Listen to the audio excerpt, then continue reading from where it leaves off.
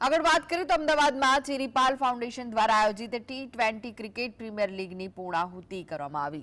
SGVP ground ખાતે arrow અને heritage city Titan વચ્ચે ફાઇનલ મેચનો જંગ જામ્યો હતો, જેમાં હેરિટેજ ટાઇટનનો ભવ્ય જીત થઈ છે। બીસીસીઆઈના સેક્રેટરી જય શાહના હસ્તે ઇનામ વિતરણ કરવામાં આવ્યું। આ પ્રસંગે જય શાહે જણાવ્યું કે ચિરીપાલ ગ્રુપને સહકાર આપીશું અને યુવાઓનું સિલેક્શન થશે, તમે ભરોસો રાખજો।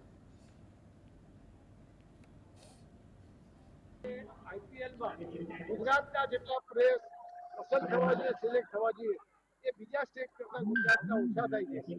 આવનારા દિવસોમાં આ ટુર્નામેન્ટમાં જે જુદી જુદી ફ્રેન્ચાઇઝ ટીમો છે, જેણે ટીમો ખરીદેલી છે, એના ઓનરોને પણ ગુજરાતના જે રણજીના ખેલાડીઓ છે એના તરફ એની નજર જાય અને આવતા વર્ષે આપણા ત્યાંથી ગુજરાતમાંથી વધુને વધુ ખેલાડીઓ આઈપીએલમાં સિલેક્ટ થાય, એ દ્રષ્ટિને ધ્યાનમાં રાખીને ટુર્નામેન્ટનું આયોજન કરવામાં આવ્યું।